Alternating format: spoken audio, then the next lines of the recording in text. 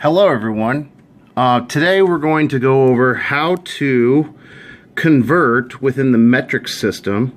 And in class the other day I taught you this kind of clever phrase which says, "Mighty King Hector died unexpectedly drinking canned mushrooms."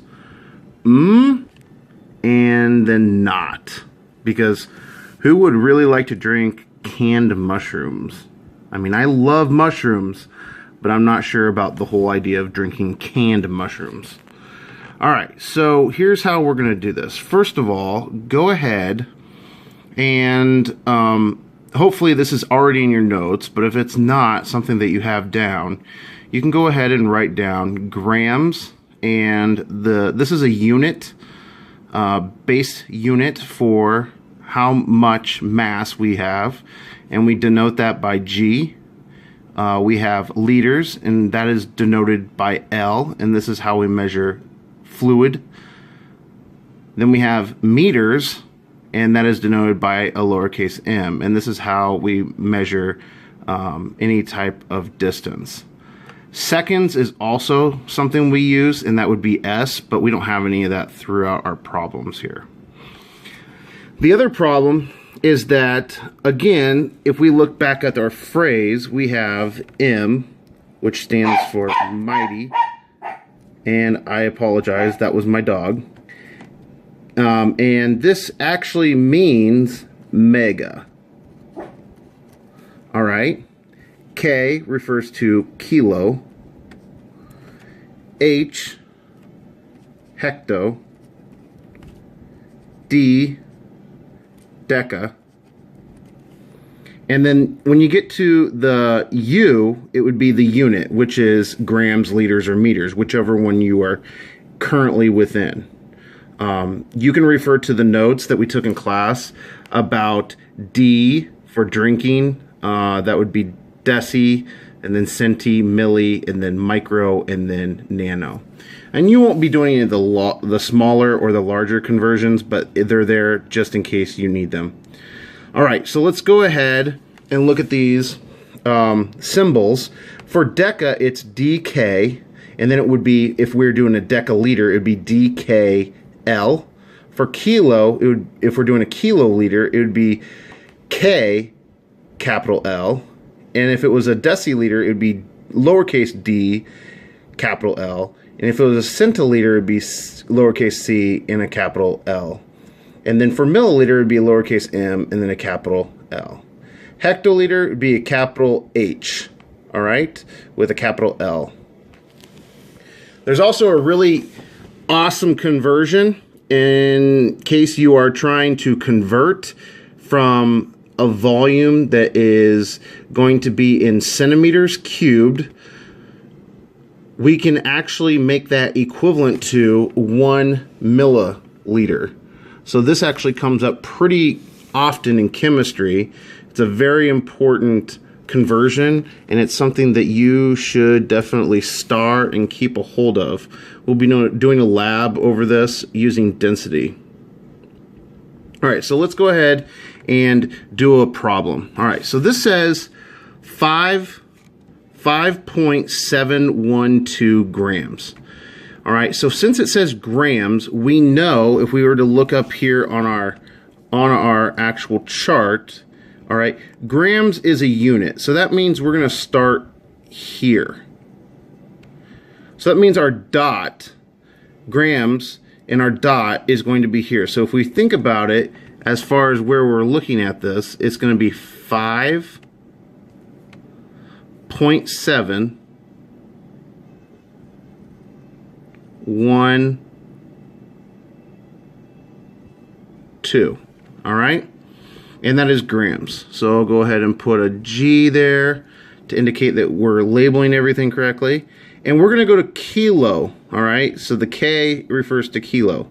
All right, so if we watch, okay, I'm going to kind of go back over here. We have unexpected, that's our unit, and we're going to go back 1 to the deca.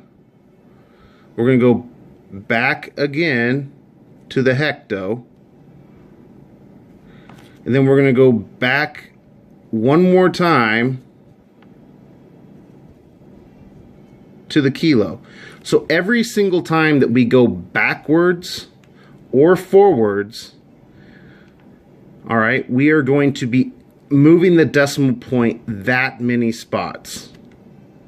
So, for example, in this case, if we were to go back up to our example, we moved over 3 to the left, so 1, 2, and 3.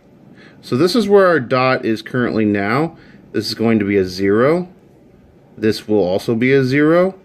And so if we were to look at our overall answer and kind of cleaned it up, it'd be 0.00571 And to check our answers, what we can do is we can use our computers, our Chromebooks. However, you will need to know how to do this without any type of conversion application in front of you. Google does a great job of this. However, Google doesn't oftentimes teach us. It just spits out the correct answer. So something else I want to point out is, if you remember, when we go from kilo to the mega, we actually move the decimal point in here 3 times, okay?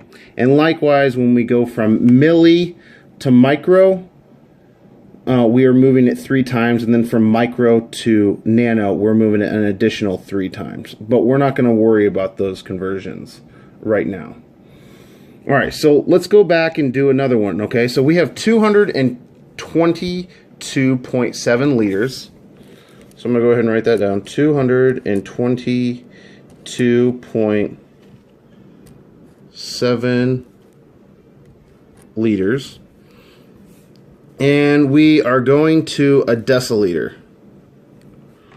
So going to deciliters. All right.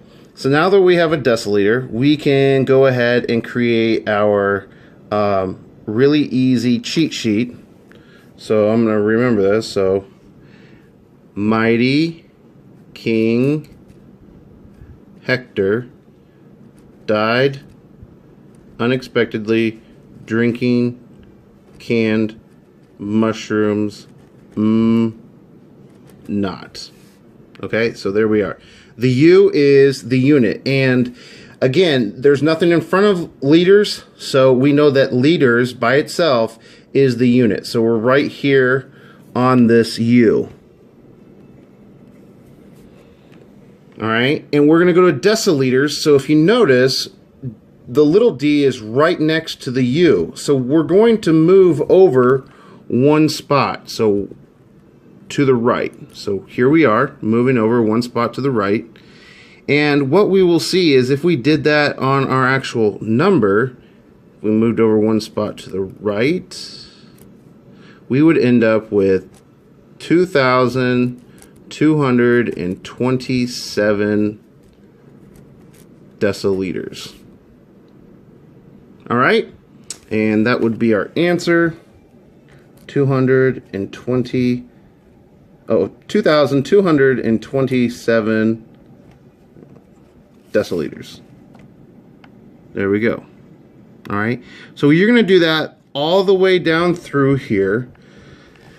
Remember that equation that I mentioned? That's on question number 14 right here. So that's where you're going to kind of get an idea. For every milliliter, that's equal to 1 centimeter cubed. So if you have 15.82 milliliters and it's a 1-to-1 ratio, I'll let you kind of figure that out. Let you think on that really quick on what that might be. And then you just kind of come down here to part 25. Once you finish, you'll put your 2 assignments back into your scientific notebook, paste them, or go ahead and tape them. Thanks, and hopefully if you have any questions, you email me. If not, I'll see you Monday morning. I'll see you guys later.